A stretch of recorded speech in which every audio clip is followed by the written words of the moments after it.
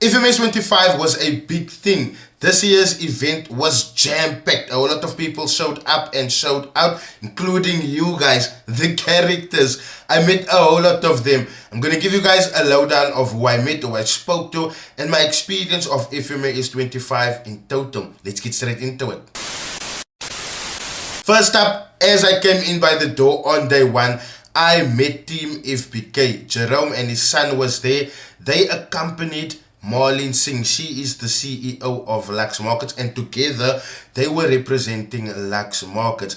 Now I see he has launched a new venture with Lux Markets, and this makes me feel a little bit uncertain because I know for a fact his other dealings with the FSA has not been sorted out yet. I sincerely hope he gets that sorted out ASAP so that he doesn't operate with a dark cloud under any investment scheme that he might have that is coming up. Now, concerning the ladies, as I've just mentioned, Marlene Singh, there was quite a few. The most notable ones that I have mentioned being there is number one, Tyron the Goat. Now, when I saw Tyron the Goat, I looked around because I was like, yay, where's Andile? Where's my homie, man?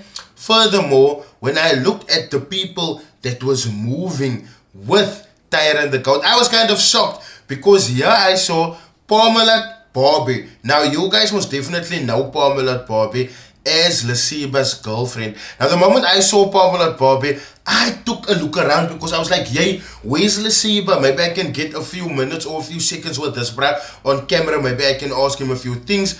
But I didn't see Andile or Lesiba there. Now, concerning Pamela Barbie and Lesiba, I see none of them are following each other on social media anymore. But some way, somehow, she became an IB for a broker. Now, I just need to say this. What does this girl know about forex trading? What experience does she have to be promoting brokers to you?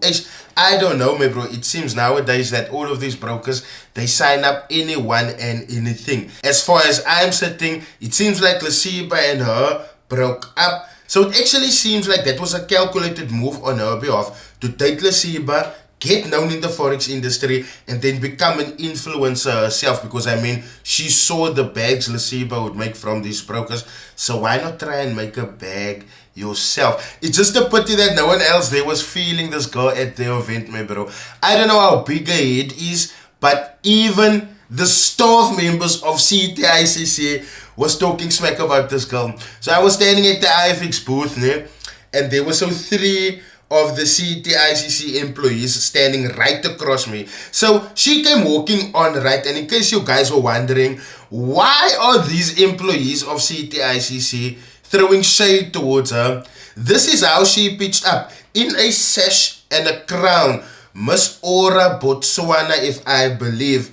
And as I'm standing there, you guys must have obviously came up for photos and stuff like that.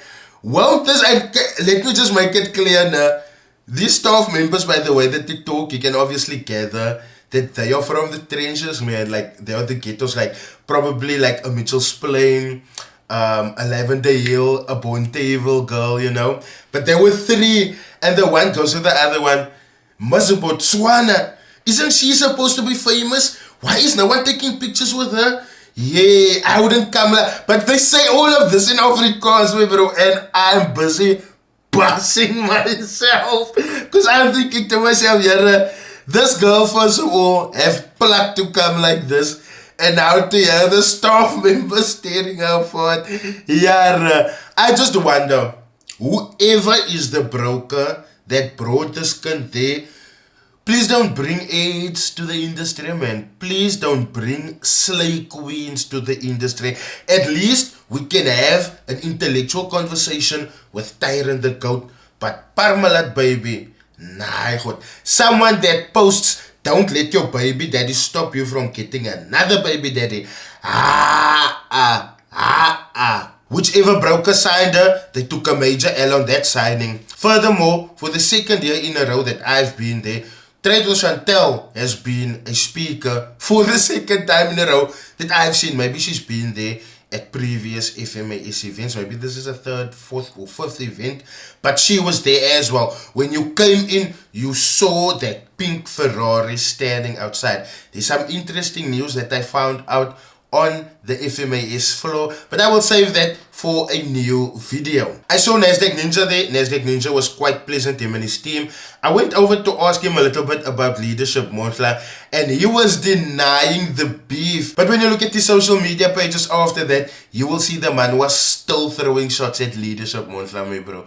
I don't know. It seems like there is a small beef brewing over there. When I came to the IFX booth, I saw Michael Dean Schmidt there. Haven't seen him in a long time. The last time I've seen him was at the IFX Awards banquet. Such an eloquent gentleman. He was there the whole time, helping people out, being helpful at the booth, just being a really strong presence. I also saw Shikar, but he left because, as you guys may know, he's expecting a little one. We pray for all the blessings and a safe delivery with the little one. But when I stepped up, I shook his hand. He was there for like an hour or two, but then he left again. So if you came with the intention of meeting Shikar next FMAS, that is going to be your best bet. And come early. As I walked through the crowd, I saw Rolio Jack, saw ADHD Trader, threw up my hand to them for a little while. But at the time, I was just trying to get some footage. So I was constantly combing through the crowd, checking who's there, checking who came. And while I was bobbing and weaving through the crowd, I bumped into Scosi FX. Now, as you guys know, we spoke about an investment opportunity, a crowdfunding opportunity with him that went sideways according to some customers. He said that he paid some of them back, and there is still some that is asking for their money. So whenever clarity has been reached there, I will make an updated video and I'll just add the added proof of payments to the current ones that I already have. One of the people that I wanted to see and that I got a chance to see was Messiah. I met him and he actually blessed me with this 714 method t-shirt. I've actually been training 714 for some time now, and with the funding that I won by IFX, I can most definitely test all of what I've learned concerning 714 on a real account and make some proper money. Alongside Messiah, I got the opportunity to meet JFX Warroom as well. I've been seeing a lot of his content on TikTok and I just felt inspired, you know. When I go over to Durban, these two are one of the first people that I would like to have a podcast with. I met Joash Naidu there, but that only happened in day 2. Now I want you guys to realize, in day 1, this man egoed me hard. I want you guys to take a look at this video that he uploaded, right? As it takes the corner, you will see he looks at me, I look at him. I could lock eyes with him through that glasses he was wearing, right? But the moment it dawned on him, yeah, this is Rydall, he turned and looked to his lady. You will even see me walking in the background there, past them. Also in the background, you will see Ntamus. Ntamus is another character that I've met. You know what now? I am gonna keep it fair. If I'm flaming everyone, I must flame Ntamus as well. Ntamus, you looked a little bit on the broke side there, my friend. I mean, everyone is coming there. It's either formal or jeans and t-shirts. And here you are in a shorts and a white shirt. And from what I could gather, a few hours after meeting Ntamus started getting sloshed. And I was just like, okay, now let me rather avoid this. Somewhere during the event, I bumped into Justin Paulson as well. Mans just popped in and out. I saw and met Blake the Champ as well. He came to shake my hand. Such an awesome and very well-mannered gentleman. And as per last FMAS, I met Robin there as well. Shout out to you, my bro. Now, as you guys might have seen on his Instagram, I met young Amo there as well, and this was a really pleasant exchange. Thinking back on FMAS24, I bet if you ask me and if you ask him what that whole tiff was about, none of us would be able to answer you. But it was such a positive engagement and it was really nice seeing him in such good spirits. While I was bobbing and weaving through the crowd, I saw Nkobile Tempan. You know, as you guys may know, I've had some harsh words in the past, but as time went along, I saw that Top Trader actually plays a different role than what I do in this industry.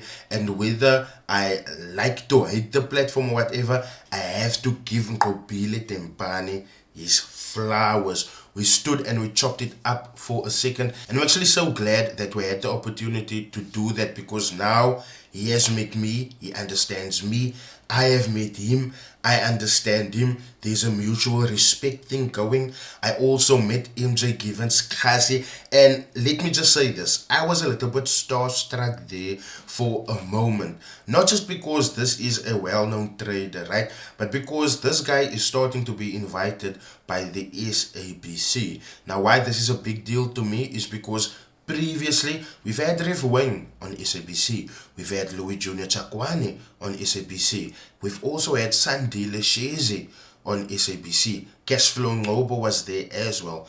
But none of the 4 names mentioned were invited for what MJ Givens Kasi was invited for. This bra gets invited for news segments. This bra gets invited to give his opinions and his analysis on the market live on television, and I can only respect that. I saw Amugelang Mataba, but that was also just in passing. Furthermore, I saw Sleazy. Sleazy is one of the young cats, and he's one of the guys that I am looking to. I'm looking to him, and most notably Chef Sia. I'm looking to these two to kind of lead the newer generation into installing integrity into this industry, because let's be real, these newer generation kids, when you take a look at your Aiden FX, when you take a look at your NAS 100, all of these new guns, right, they come in, they become scammers, and they keep on scamming. Whereas what I've seen with Sleazy and what I've seen with Chef Sia, I've only seen good things and progress here. I'm actually really sad that I didn't get to meet and shake Chef Sia's hand, regardless of he's younger than me and all that, right? I recently seen a TikTok where he uploads the fact that he spoiled his mother, right? And we don't see that often happening in the industry. And when it happens, it's on some clout shit. And I mean, when you look at how he blessed his mother with what he gave her, her expression and all of that, you could see, nah, this wasn't for social media. He just did it because he loves his mother. The camera just happened to be there. I saw Offensive YC there as well, and trust me, I will get a podcast episode with him because I do want to understand, my bro, what happened there by Alpha Markets.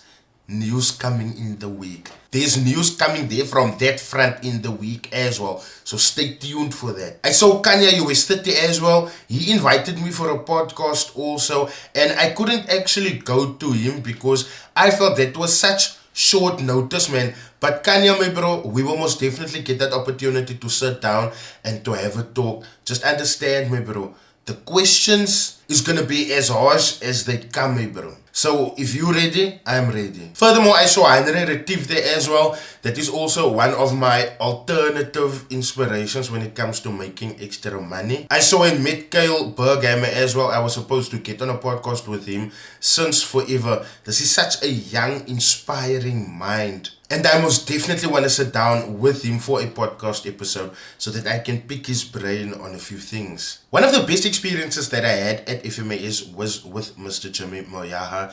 As I was leaving the VIP section because I went to go fetch a drink, he came up to me and he had a conversation with me. He spoke about maturing my content and maturing how I move in the industry, because there's a whole lot of people that doesn't like what I am doing. And after our conversation, I must say this.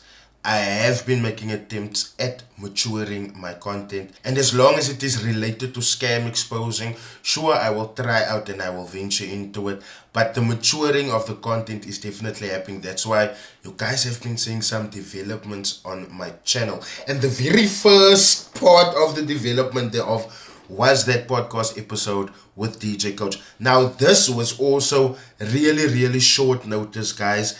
After FMAS, Vincent messaged me and he told me, listen, my bro, why don't we get together for a podcast episode? We are leaving on Monday, and this is Saturday that he's texting me, right? And the moment he texted me, I went to my lady and I immediately told her, listen, I'm not gonna see or have the opportunity to sit down with DJ Coach again.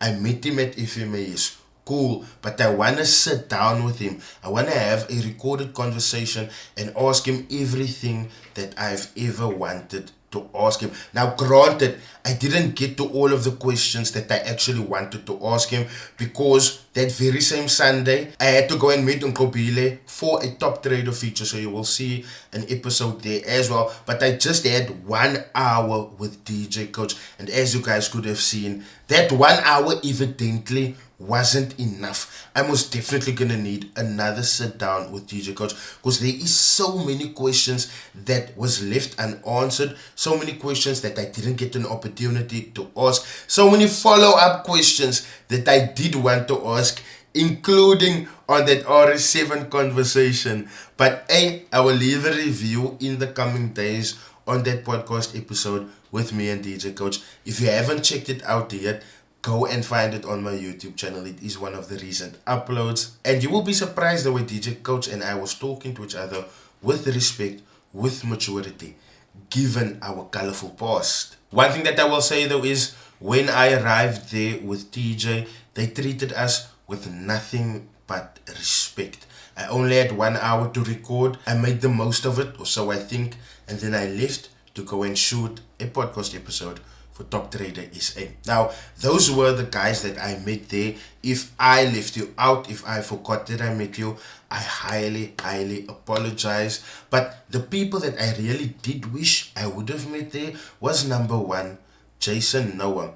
And it doesn't have to do with that 10k bounty that he put on my head. Just taking another photo with him standing there laughing in his face, that is a whole experience just by itself. But obviously that 10k conversation would have popped up, and I just wanted to ask him why. Secondly, I would have also liked to have met leadership there.